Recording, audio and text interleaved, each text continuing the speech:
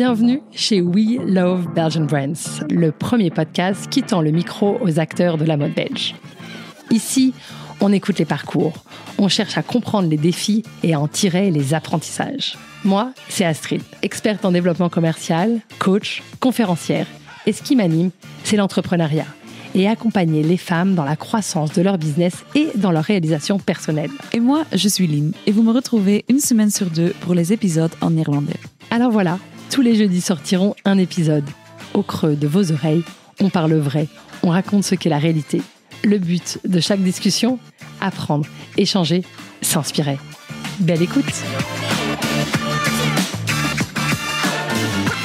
Il n'y a pas de doute, dans le secteur de la mode, il faut désormais maîtriser le digital pour réussir. Créer de la désirabilité sur les réseaux sociaux, rédiger des newsletters impactantes, gérer des campagnes et générer des ventes en ligne. Avoir le bon partenaire est alors essentiel pour avancer sereinement. Spécialisé dans la mode et le lifestyle, Lending Partners accompagne depuis plus de 5 ans des marques dans leur performance en ligne. Les retours sur Anthony, David et leur équipe sont unanimes. Ce sont de véritables experts, à l'écoute des besoins de leurs clients et orientés résultats. Découvrez leurs cas pratiques et rapports sur leur site www.lending.partners. Je suis ravie de les avoir à nos côtés et les remercie pour leur soutien à We Love Belgian Brands. Belle écoute! Bonjour à tous! Pour ce mardi, je suis avec Marie. Ah ouais, un peu facile. Hein. J'avais pas réfléchi, ouais, j'avoue. Pour ce mardi, à Bruxelles, je suis avec Marie Smith de la marque Mardi Édition, une marque de prêt-à-porter féminin qui sait nouer la simplicité avec l'élégance. Et je suis impatiente d'en savoir plus sur le parcours de Marie et puis sur ses challenges, une marque online qui a aussi ouvert une boutique, une très belle boutique à Bruxelles et qui va aussi doucement mais sûrement dans un développement wholesale. Donc, elle fait la bonne élève en ouvrant sa distribution au fameux multicanal, l'omnicanalisation, ce mot effrayant qu'on a tous sur toutes nos lèvres. Et voilà, avant de parler de tout ça, je voudrais savoir qui es-tu, Marie? Vaste question. Donc bonjour Astrid, Marie, j'ai 32 ans, je suis née et j'ai grandi à Bruxelles, enfin pas exactement à Bruxelles, j'ai grandi un peu en dehors, mais assez près pour quand même y faire tes premières expériences, mais assez loin pour avoir ce genre d'enfance un peu dans la nature, cool, sans trop de pression, voilà.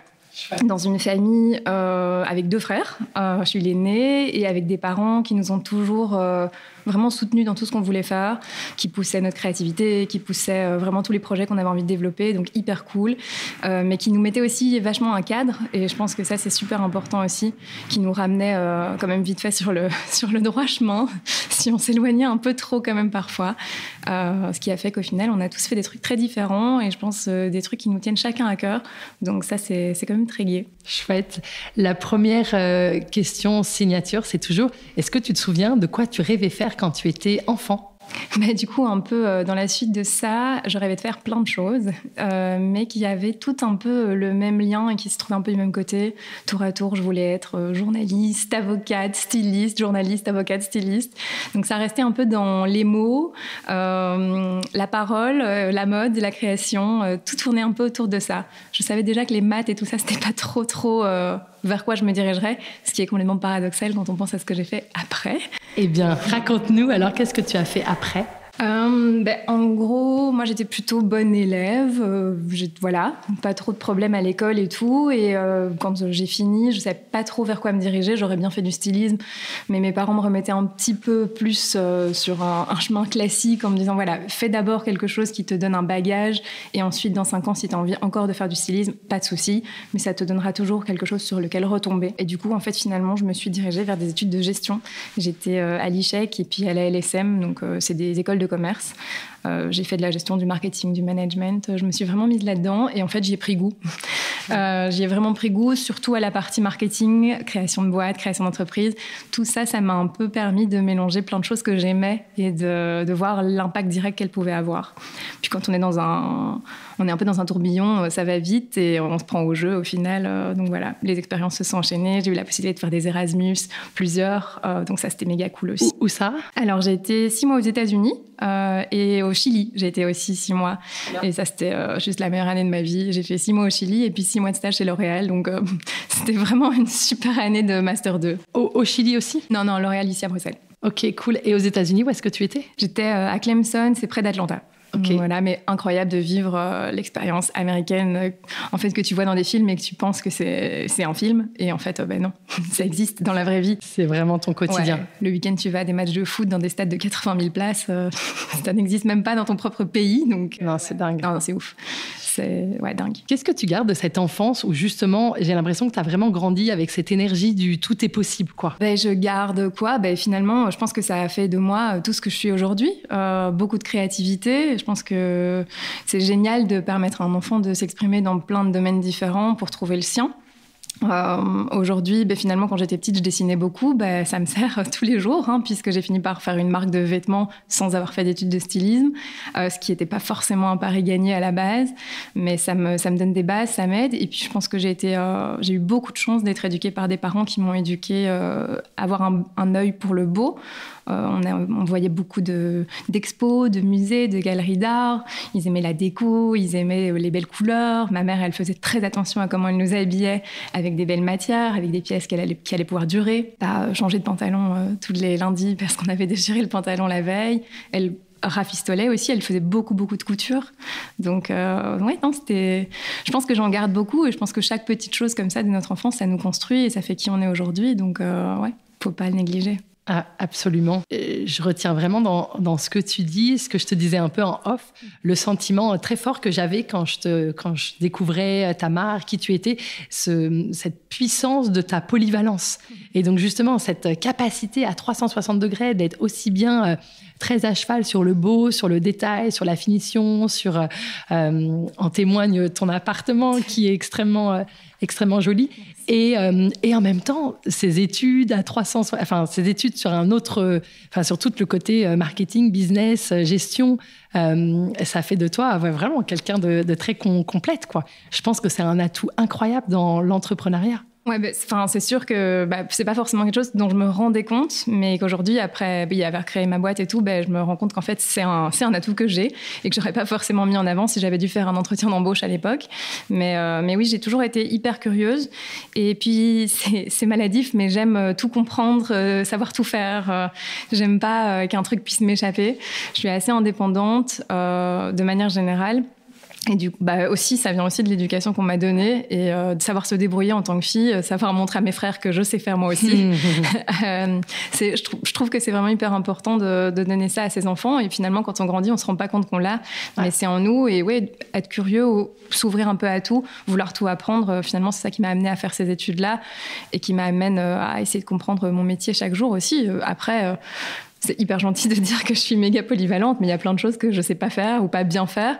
Mais la seule chose qui est différente, c'est peut-être que quand je sais pas faire quelque chose, ça me fait pas peur. Je me dis, on va apprendre. Il y a Google, je vais taper, je vais regarder une vidéo, je vais comprendre comment ça marche.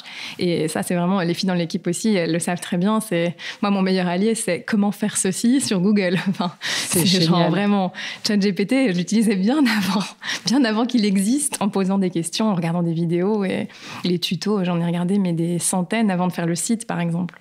Et pour le coup, l'entrepreneuriat, c'est vraiment le meilleur chemin pour les gens curieux qui veulent apprendre, quoi. Après, je pense que justement, tout ça, c'est lié. Si t'es curieux, t'as envie de faire un truc toi-même, t'es indépendant, tout ça, c'est super lié. Donc. Et avant de lancer Mardi Édition, qui date de 2019, si je me trompe pas, qu'est-ce que t'as fait avant? Quelles ont été les premières? Donc ça s'est enchaîné assez vite. Donc je disais tout à l'heure, j'ai fait un stage de fin d'études chez L'Oréal, puis j'ai un peu continué là. Et en fait, via, je suis rentrée chez Clio Goldbrenner, qui venait de lancer sa marque à l'époque. Ça avait, je pense, 1 ou 2 ans. Et elle avait avant travaillé chez L'Oréal dans l'équipe dans laquelle moi j'étais. Donc coup de chance, je l'ai rencontrée. Super match. Je me souviens que je suis allée à cette interview sans trop vouloir le job parce que je voulais absolument rester chez L'Oréal. Et en fait, je suis ressortie de là et j'étais là dans mes matchs humains à fond. Et surtout méga gai de pouvoir participer vraiment au développement d'une marque. Moi qui avais toujours su que je voulais faire un truc par moi-même, ça me permettait d'être à la meilleure école possible. Ouais, donc tu sortais d'une grosse boîte comme L'Oréal à une vraie aventure entrepreneuriale, quoi. La boîte avait combien de mois ou d'années? Je pense que la marque avait 2 ans. Ouais, 2 ans, je pense. Et t'étais un de ses premiers employés? J'étais à 3e et le jour où j'ai commencé, on était 2 à commencer. Et c'est devenu d'ailleurs, la personne avec qui j'ai commencé, c'est devenu une amie hyper proche encore aujourd'hui. Donc ça fait, 10 ans. Et vraiment, on se voit encore tout le temps et c'est vraiment une amie super proche. On a commencé le même jour chez Clio et on avait le même boulot. Et une semaine après, on était à 2 dans une voiture avec la collection de notre coffre. On devait partager un lit à l'hôtel. On était, super. Direct dedans. Cool. Et bonne en recrutement, dis donc, Clio, parce que ça a été un match. Franchement, bonne en recrutement. Ces années-là, je les oublie pas du tout. Déjà, elles m'ont permis de faire ce que je fais aujourd'hui. J'ai appris énormément. J'ai changé beaucoup de fonctions chez Clio, parce que quand c'est une petite boîte qui grandit vite, il y a vite de nouvelles fonctions qui se mettent sur le tapis et il faut que quelqu'un prenne le truc. Et on se redispatchait un peu les rôles très régulièrement.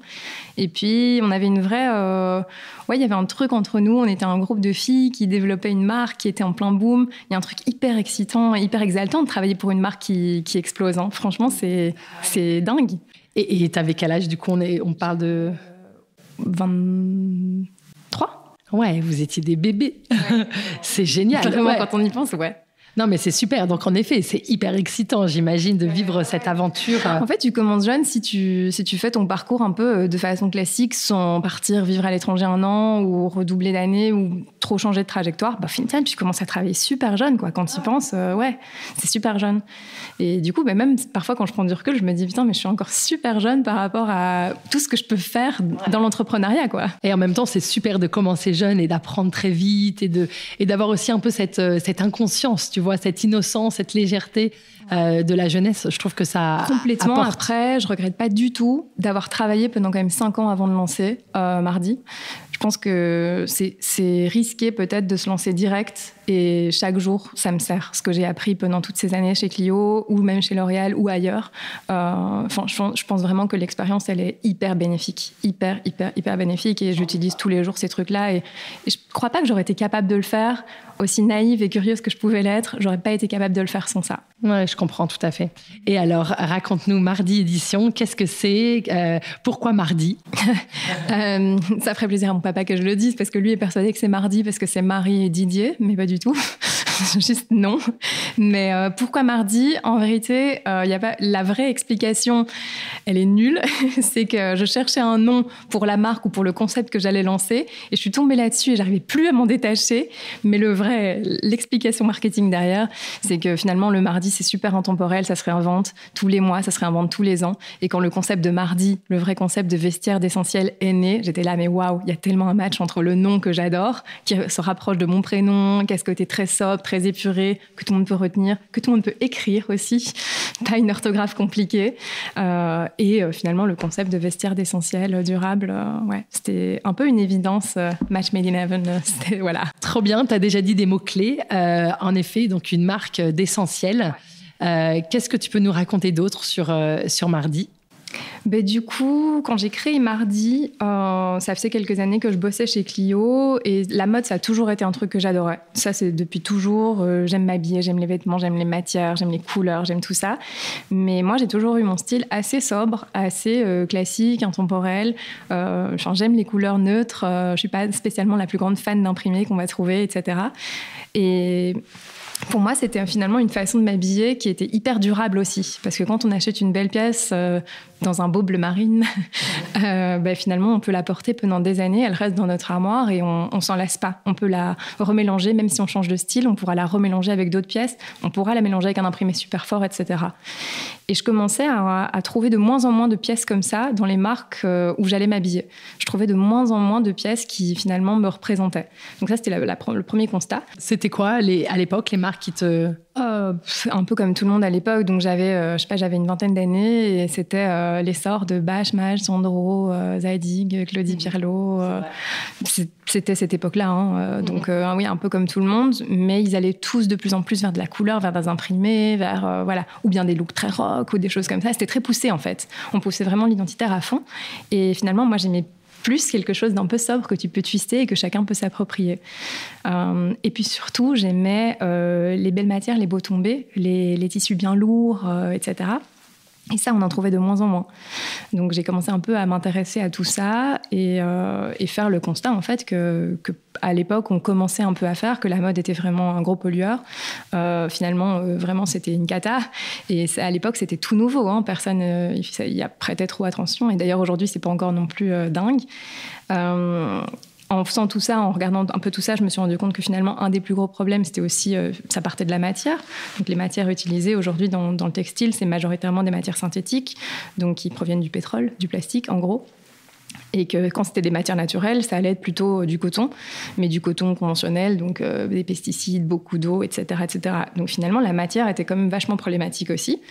Et pour moi, il y a eu un peu un espèce de truc où je me suis dit, pourquoi pas essayer de faire un concept où finalement, c'est investir avec des essentiels, des pièces que tu peux porter à travers les années, à travers les saisons. Et en plus de tout ça, ils vont être faits bien. Donc, ils vont être faits près de chez nous, par des gens qui savent ce qu'ils font, que je peux aller, à qui je peux expliquer mon concept. Et puis aussi, ils vont être faits avec des belles matières, c'est-à-dire des matières naturelles, biodégradables ou bien au moins upcyclées, etc., quoi. Et comment tu as trouvé ces premiers fabricants qui se sont lancés avec toi ?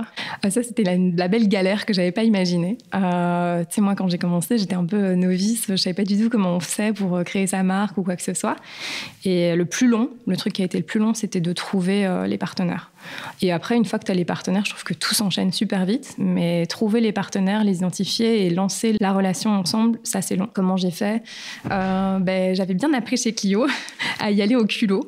Et du coup, j'ai contacté plein d'usines au Portugal en leur disant que j'étais sur place, ce qui était complètement faux. J'étais à Bruxelles et j'y suis allée en me disant voilà, je suis sur place, je peux vous voir demain, je lance une marque, on ment un peu, hein, on rend l'histoire jolie et puis finalement voilà.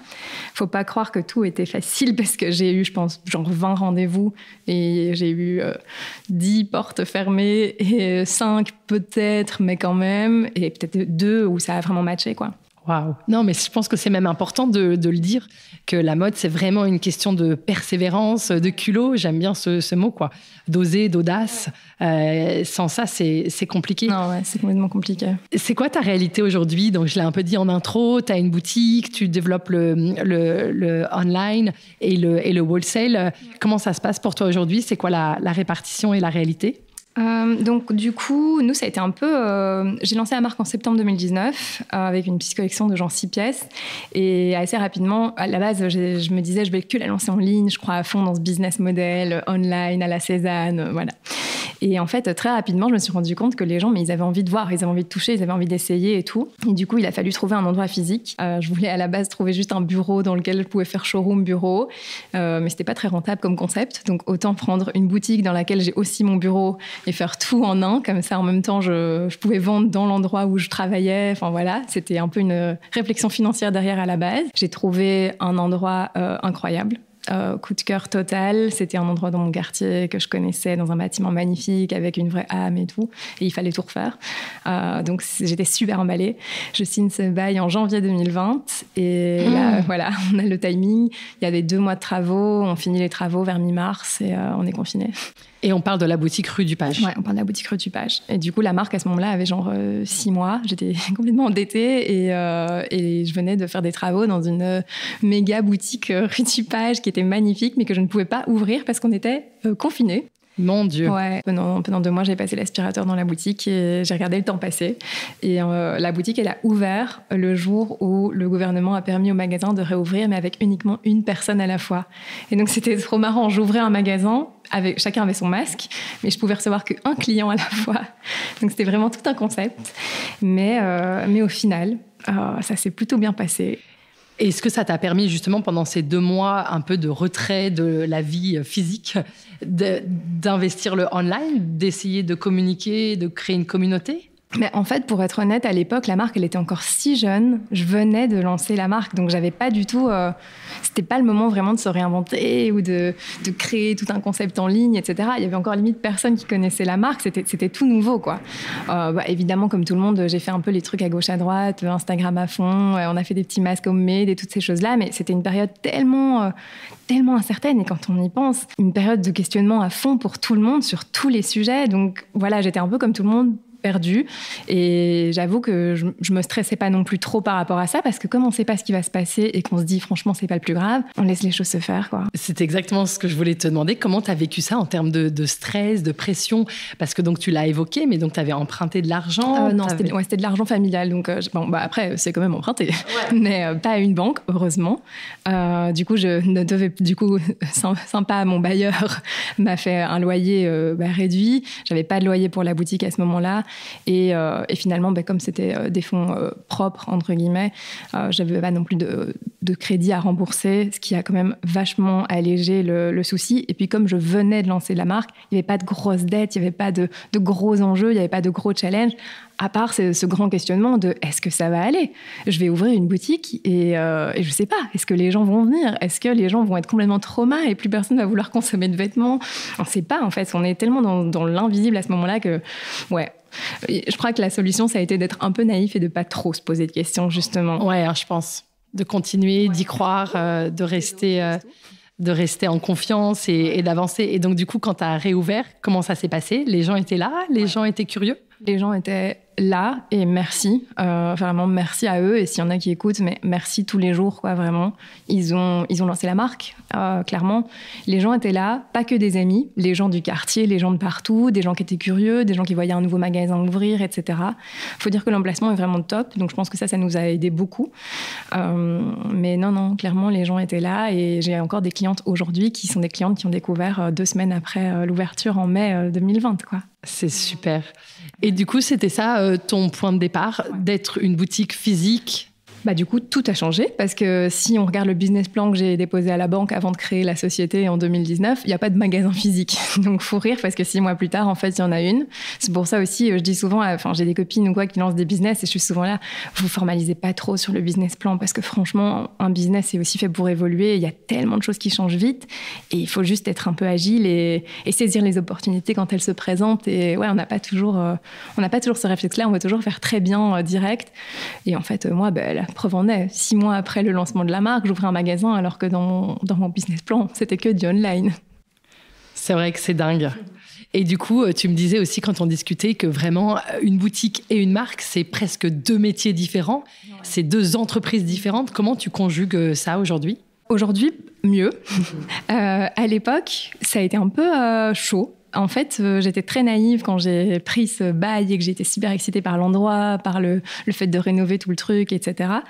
Hyper emballée aussi parce que les clients étaient là, voilà. Et j'avais pas trop de matière de comparaison, donc j'étais pas spécialement en train de regarder mes chiffres tout le temps, etc. Mais je me rendais pas compte à quel point un magasin, c'est un deuxième business, quoi. C'est 2 business distincts.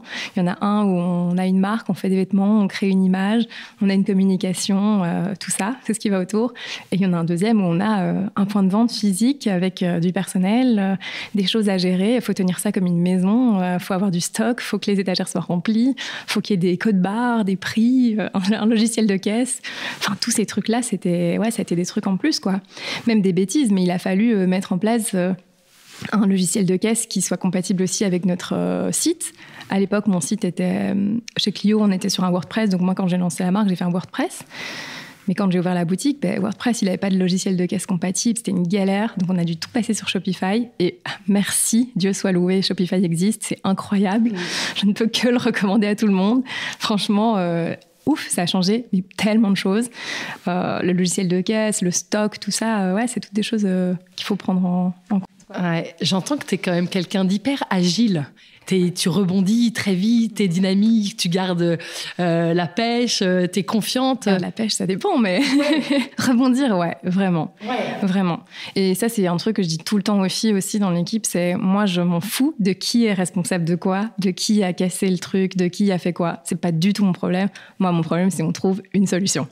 Et des solutions, il y en a plein. Et si c'est pas la solution du plan A, franchement, c'est pas grave. Personne le sait à part nous 3. Il y a vraiment personne qui sait qu'en fait, on était censé lancer des jeans ce vendredi, mais qu'on va les lancer aujourd'hui. Personne ne le sait, à part nous 3. Il faut juste que dans notre communication, ce soit OK, quoi. C'est bien d'avoir cette capacité d'adaptation. Je pense que c'est clé dans l'entrepreneuriat. C'est quoi tes plus grandes fiertés aujourd'hui? Honnêtement, je suis fière de tout ce qu'on fait. À chaque fois, chaque petite chose, c'est une fierté. On va faire notre premier pop-up à Paris. Je vais être méga fière qu'on ait fait ça tous ensemble. En plus, c'était dans des conditions cata. Il a fait que pleuvoir. On avait un échafaudage devant la vitrine qui n'était pas prévu. Enfin, tous des trucs du style. Moi, c'est une fierté de se dire au final, ça a bien marché, on a réussi notre pari. Moi, une grande fierté pour moi, par exemple, c'est les clients qui reviennent et qui reviennent et qui reviennent. Je travaillais dans la boutique la semaine passée et on avait fait un petit événement avec nos meilleures clientes et il y en a qui sont clientes vraiment, comme je disais, depuis mai 2020.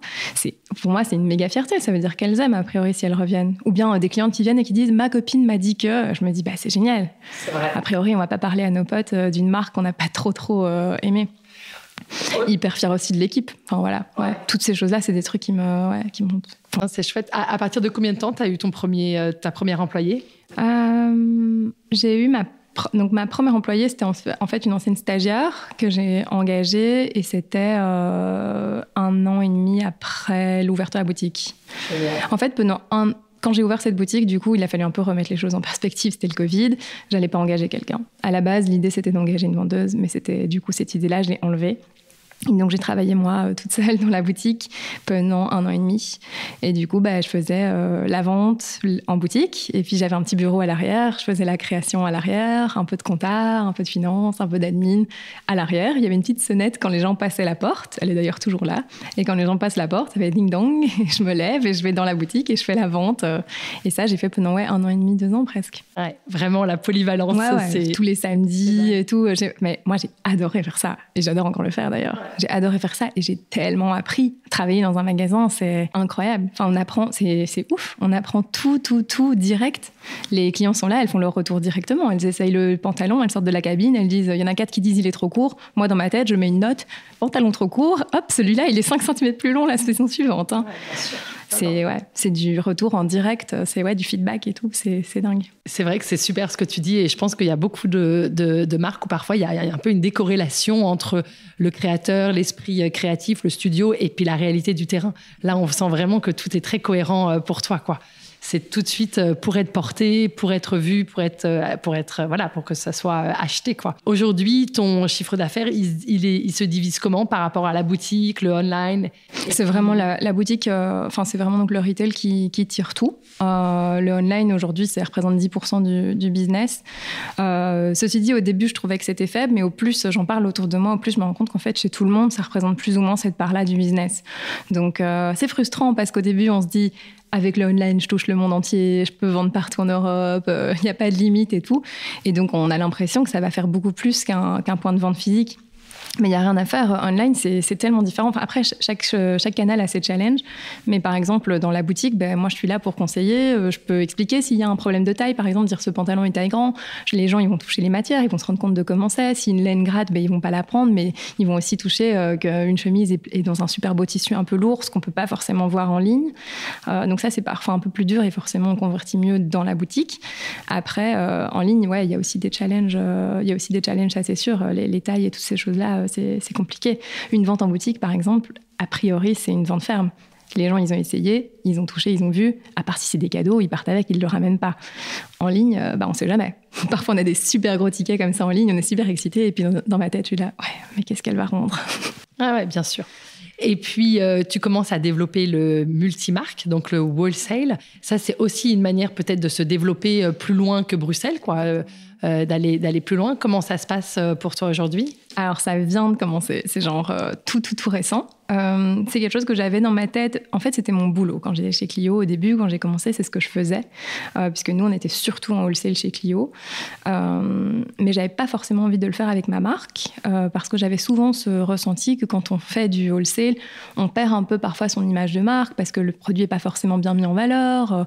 On perd aussi, on sait pas, les marques avec lesquelles on est représenté. Enfin voilà, plein de petites choses comme ça. Puis nous, on était dans un business sans solde. On a décidé chez Mardi de ne pas faire de solde. On ne fait jamais de remise sur nos prix. Donc, c'était un gros challenge avec le wholesale parce qu'eux, ils font ce qu'ils ont envie après. Je ne peux pas leur imposer de garder mon stock. Et autre grosse problématique, c'est que 50% des collections chez nous, ils sont faits à partir de tissus qu'on prend dans des dead stock. Donc, c'est du tissu qui est récupéré dans les stocks dormants de grandes maisons de luxe ou même de fabricants de tissus. Mais ce tissu-là, par défaut, il est en quantité limitée. puisque c'est pas du tissu que je fais produire. Donc, je ne pourrais pas le vendre sur commande à des revendeurs. Ça fonctionnerait pas, en fait, puisque je pourrais pas derrière produire la quantité qu'ils ont commandée. Donc, tout ça, c'était des problématiques qui faisaient que depuis le début, le wholesale, je l'avais un peu laissé dans un coin et j'y touchais pas trop parce que je me disais, c'est pas le moment. C'est ni le moment pour les marges, ni le moment pour les collections, ni le moment, voilà. Mais de plus en plus, j'avais des demandes, en fait, de points de vente qui nous contactaient en nous demandant est-ce qu'on pourrait vendre votre marque, est-ce qu'on pourrait représenter la marque, pas que en Belgique d'ailleurs, à l'étranger aussi. Et donc ça commençait un peu à germer dans ma tête, mais je me disais mais on n'est que 3, on n'a pas le temps, on n'a pas la patience, on n'a pas le courage d'attaquer tout ça. Et en fait, les choses se mettent parfois bien. Donc il y a Fashion Club 70 qui est une grosse agence en Belgique qui nous a contactés en nous disant qu'ils avaient envie de nous représenter. Et j'ai un peu saisi ça comme une opportunité. Juste comme je disais avant, parfois les choses elles sont pas prévues, mais les opportunités elles se présentent et il faut être capable aussi juste de les saisir, quoi. Donc voilà. Et donc on a commencé avec eux en août. Ça change tout dans ma façon de travailler. Donc, c'est bien galère pour moi parce que moi, j'avais l'habitude de faire la collection. J'anticipais pas plus que 6 mois à l'avance. Et encore 6 mois, franchement, je suis sympa. C'était généralement 3 mois à l'avance. Et là, maintenant, 1 an à l'avance, je dois m'y mettre. Là, je suis en train de travailler sur l'hiver prochain, qui doit être prêt en fait dans 1 mois et demi pour être présenté aux multimarques, alors qu'on est en hiver. Et le challenge du wholesale, de la distribution en multimarque, c'est souvent la marge qu'il faut évidemment donner aux boutiques multimarques. Tu avais pu réussir à anticiper ça et ça sur tes prix? Tu as dû faire évoluer tes prix? Ouais, clairement pas. Après, j'ai pas trop fait évoluer mes prix, mais pour l'instant, la collection que je présente au wholesale, c'est plutôt la collection de nos un peu best-sellers. Du coup, c'est des pièces sur lesquelles on produit plus de quantité. Et donc, c'est des pièces sur lesquelles j'ai une meilleure marge puisque je produis plus de quantité. Donc, j'achète à un prix un peu inférieur. Et c'est aussi généralement, du coup, pas les pièces dans les tissus dead stock et ce genre de choses. On a vraiment une collection qu'on va présenter pour le wholesale. Et en boutique, on va trouver des choses un peu plus étoffées. C'est sûr que la marge que je vais faire aujourd'hui en wholesale, ça va pas être... c'est pas là que je vais vraiment gagner ma vie au craquer le game, vraiment. Mais je vois vraiment le wholesale comme une manière de pénétrer d'autres marchés, une manière de toucher d'autres clientes, d'aller aussi là où d'autres clientes sont et elles nous écrivent en nous disant « Est-ce que vous êtes dans cette ville ?» Et on est là « Ben non, désolé, j'ai envie de toucher, j'ai envie de découvrir. » Au moins, avec le wholesale, on va avoir des points de vente dans lesquels elles pourront aller découvrir la marque. Et je le vois vraiment comme un outil marketing, presque avant de le voir comme un outil commercial. Le wholesale sera jamais un canal de vente principal chez nous, mais il est là en support. Il est vraiment là en support, en tout cas. Toi, tu as envie de créer un lien direct avec ton client et c'est aujourd'hui ce que tu crées avec ta boutique. Mais j'ai aussi envie de le créer d'ailleurs avec les revendeurs. Pour moi, c'est hyper important d'avoir ce lien et que les revendeurs aussi puissent nous connaître, savoir qui est derrière le produit, comment sont faits les produits, etc. Donc, j'en veux pas non plus 10 000 à travers toute l'Europe. C'est vraiment pas la stratégie. Donc, on va voir comment ça se passe. Là, c'est le tout début. Ça a quand même bien démarré. Donc, on va voir. Et tu voudrais aller rendre visite à toutes ces boutiques multimarques? J'aimerais bien, mais bon, le temps, faut le trouver. Hein. Ouais. Mais ouais, non, j'aimerais bien. Après, oui, petit à petit, je pense que là, ils ont fait une première saison. Il y a quelques points de vente qui ont été confirmés. Eux, c'est sûr que je vais aller les voir. Et puis, on va voir comment ça évolue. Je ne m'arrêterai pas forcément non plus à la Belgique. Eux, Fashion Club, ils travaillent sur le Benelux. Mais pourquoi pas aller ailleurs? Enfin, je pense que mardi, ça peut... Par exemple, on a une grosse clientèle en France. Aujourd'hui, une vente sur 2 en ligne, c'est vers la France. Donc, c'est quand même beaucoup pour un pays où finalement, nous, on ne fait pas vraiment de marketing, d'ads, etc. Donc, je me dis qu'il y a du potentiel là-bas et pourquoi pas essayer d'aller trouver des boutiques là-bas aussi, quoi. Et c'est un grand marché. Ouais, et c'est un grand marché. Idem l'Allemagne, par exemple. Là, on vient d'avoir quand même plein de ventes dans 2 semaines dans les Pays-Bas. On se dit parfois, qu'est-ce qui se passe? Comment ça se fait? D'où elles sortent? Mais c'est très marrant et on ne comprend pas encore tout. Et donc, c'est en ligne ouais, tout d'un coup? Oui, okay. Oui, pardon.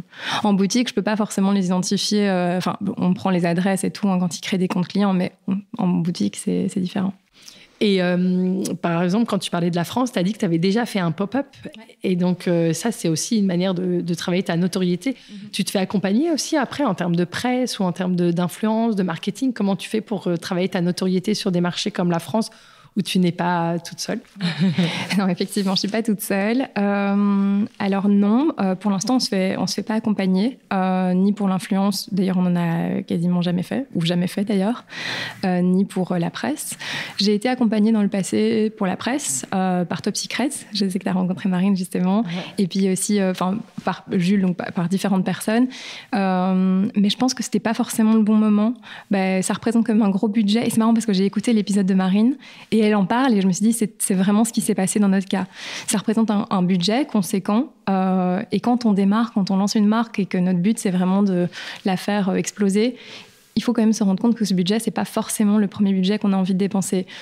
En tout cas, à titre personnel, l'argent, quand il rentre, moi, je préfère le mettre dans le produit, les collections, le développement commercial, que dans tout ça, quoi. J'ai pas encore... C'est un peu de l'extra-money pour moi, de pouvoir se permettre de se payer une agence presse, une agence de Facebook Ads et toutes ces choses-là. Et ouais, il faut un peu se recentrer. Et je préfère mettre cet argent dans même engager un profil en plus dans l'équipe pour développer autre chose, voilà. Ce serait quoi le profil dont tu aurais besoin dans l'équipe ? On a besoin de plein de profils. Aujourd'hui, déjà, j'ai beaucoup de chance, c'est parce que j'ai une équipe hyper multitasking. Comme toi. Ouais. Donc ça, c'est cool. Mais par exemple, oui, quelqu'un qui serait hyper spécialisé e-commerce et qui pourrait nous aider vraiment sur cette partie-là, à le gérer, à le suivre. C'est quand même un vrai boulot, quoi. Pour moi, il y a deux magasins. Il y a la boutique physique et puis il y a l'e-commerce. Quelqu'un qui ferait du développement commercial. Si on veut ouvrir d'autres magasins, on va en avoir besoin clairement. Mais aussi suivre justement les clients wholesale, pouvoir aller chez eux, pouvoir faire le suivi des commandes. Il y a tout un suivi logistique là derrière aussi. Ça c'est un truc qu'il ne faut pas négliger quand on se lance dans le wholesale. Donc ouais, voilà. Tu fais des énormes journées. C'est vraiment un job où ça va. Tu arrives à... Non, je ne fais pas des énormes journées. Mais par contre, en termes d'heures, je veux dire, je travaille avec des horaires tout à fait normaux. Mais par contre, je travaille beaucoup dans ces heures-là. Donc, il n'y a pas de pause, il n'y a pas de lunch de 2 heures, il n'y a pas ce genre de choses. Mais j'ai toujours fonctionné comme ça, même quand j'étais étudiante et que j'étudiais avant mes examens. Je ne travaillais jamais le soir, par exemple. J'ai jamais fait ça. J'ai jamais fait des nuits blanches où j'étudie, ce genre de trucs. Moi, j'ai besoin de mon time off. Et par contre, du coup, c'est intense quand c'est occupé. Ah ouais, une vraie densité. Ouais. Et je te sens aussi très concentrée quand même. Tu vois, tu t'éparpilles pas, tu sais où est-ce que tu vas. Tu as une vision assez claire de où est-ce que tu vas aller dans 2 ou 3 ans. C'est ça. Ouais, parce que vraiment, si pour moi, il y a des gens qui doivent se marrer, à mon avis, s'ils écoutent l'épisode. Non, en fait, j'ai une vision. Mais pour moi, elle n'est pas figée. Elle n'est pas figée parce que j'ai trop appris par le passé que c'est en saisissant les bonnes opportunités que les choses, elles se mettent vraiment bien. Et donc, j'ai un peu une vision dans ma tête de vers quoi je vais, mais je ne sais pas te dire si c'est dans 3 mois, dans 6 mois, dans 1 an. Je ne sais pas te dire si c'est telle chose qui va venir avant telle chose. Ce genre de truc, en fait, je déteste cette question de tu te vois où dans 5 ans. On sait tous plus ou moins vers quoi on va, mais le chemin, il y en a tellement des options de chemin, en fait. Ouais. Et c'est ça qui est chouette d'ailleurs, hein, évidemment. Non, mais ce que j'aime bien, c'est que je te sens vraiment comme une équilibriste. Je trouve que tu as l'agilité, le dynamisme de voir un peu ce qui se passe, tu tentes, tu testes des choses, mais tu prends vite des décisions, tu vois. Mais ça, par contre, oui. Tu vois, c'est ça que je ressens. Ça, oui. Ouais. J'ai pas besoin de... Enfin, les décisions, elles sont vite prises. Mais moi, je trouve ça super chouette. On peut arriver le lundi matin au bureau et on se dit, on a envie de faire ça. Et directement, on se dit, OK, c'est parti, on change tout le truc, on change l'ordre des newsletters, on décide de faire un lancement une semaine plus tôt, une semaine plus tard. On va shooter le lundi passé, on se dit, il fait beau, on est allé shooter jeudi. Enfin, c'est hyper cool, en fait, d'avoir toute cette liberté-là. Et ça, c'est vraiment la liberté incroyable de l'entrepreneuriat. Après, c'est une liberté qu'on acquiert en travaillant beaucoup parce qu'il faut quand même que ça suive derrière, mais ouais. C'est clair. C'est hyper inspirant de t'entendre, de te voir toute seule avec une équipe de 3 à mettre toutes ces choses en place. C'est quoi aujourd'hui tes plus grands challenges ? Wow, mes plus grands challenges moi, par exemple, un vrai challenge que j'ai, c'est l'humain. Parce que j'ai tendance, et justement c'est un peu ce que tu disais, mais j'ai tendance à avancer tête baissée, à foncer, les décisions elles sont vite prises, il faut que ça avance, etc. Et parfois j'ai un peu tendance à malheureusement oublier les gens sur le trajet, et l'humain, les équipes et tout, ça a vraiment été un challenge pour moi. C'est la partie la plus dure. Enfin, c'est ni la finance, ni la compta, ni le marketing, ni l'influence, ni quoi que ce soit. Le plus dur pour moi, c'est vraiment les gens, que tout le monde fonctionne différemment. Je pense quand même être assez sensible et donc parfois je vais avoir du mal à m'adresser à certaines personnes de la bonne façon.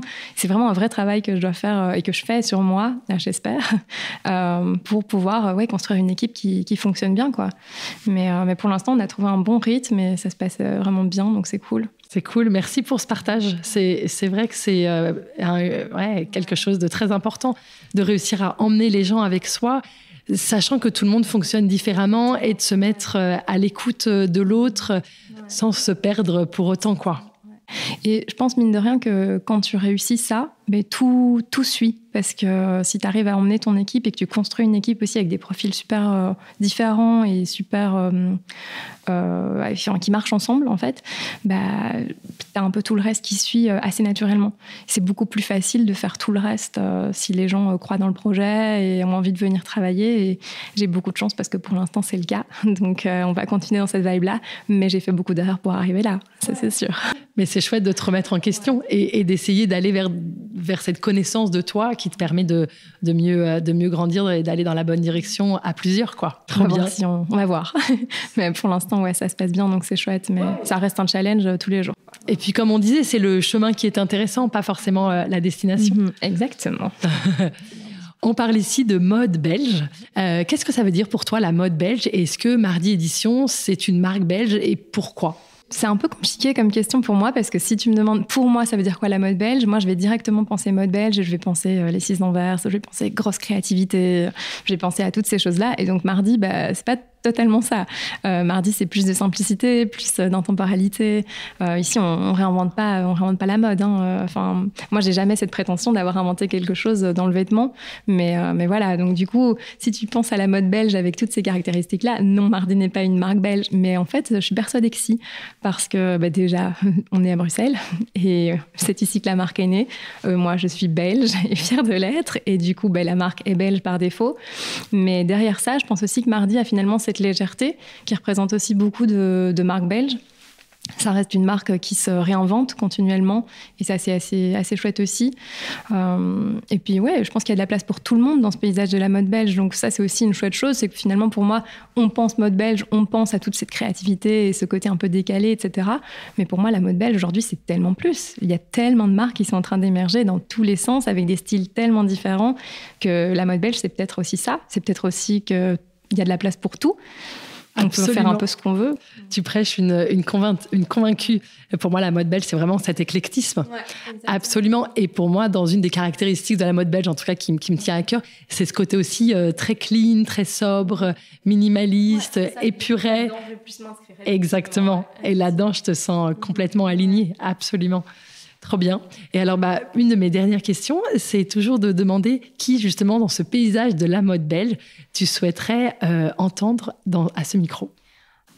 Du coup, j'avais réfléchi. Et moi, il y a deux personnes très différentes que j'aurais aimé entendre. Déjà, j'aurais aimé entendre Dries Van Noten, qui vient en plus d'arrêter et d'avoir un peu son retour comme un espèce de rétrospective de ces années. Et ça doit être passionnant. Surtout que je pense que c'est quelqu'un qui a vraiment des choses à raconter. Et puis, il y a un truc pour l'instant que je trouve assez fascinant, c'est le rebranding de Belle Rose. Ils ont tout repris à zéro. C'était une marque c'est toujours une marque avec une identité super forte, qui est hyper ancrée dans le paysage belge. Et là, tout d'un coup, ils ont décidé de tout refaire. Ils ont complètement reformulé la marque, relancé leur site, changé leur logo après tant d'années. Et je serais vachement curieuse de comprendre ce qui s'est passé là derrière, pourquoi, un peu les tenants et aboutissants de ça. Ça doit être passionnant. Et moi, j'aime beaucoup le marketing, donc mieux comprendre ça m'intéresserait à fond. Eh bien, je prends ton challenge parce que, évidemment, je rêverais d'avoir Dries Van Noten et je suis en effet en train de semer un peu des graines pour essayer d'avoir des acteurs de chez Belle Rose pour mieux comprendre cette marque qui est une vraie référence du paysage belge. Une vraie référence. Absolument. Et j'en suis vraiment, tu prêches une convaincue, comme on dit. Mais du coup, trop intéressant de voir comment une marque aussi établie peut décider de repartir de zéro après autant d'années, aller sur le branding, je veux dire, mais au final, toute leur identité, quoi. Absolument. Un grand merci, Marie. C'était passionnant de t'écouter, de mieux comprendre les dessous de Mardi Édition. Merci, j'espère que j'étais intéressante. Et moi, j'ai trouvé ça extrêmement intéressant. Merci à toi, Marie. Merci, Astrid. Merci beaucoup d'avoir écouté cet épisode jusqu'au bout. J'espère qu'il vous a plu. Et si c'est le cas, je vous invite à le partager et à le noter de 5 étoiles. Ensemble, diffusons les histoires inspirantes et les conseils précieux des entrepreneurs qui constituent la mode belge. Et si vous voulez en savoir plus, rejoignez-nous sur Instagram, WeLoveBelgianBrands_podcast et aussi sur LinkedIn sous les pages astrid.lefebvre et Lindegram.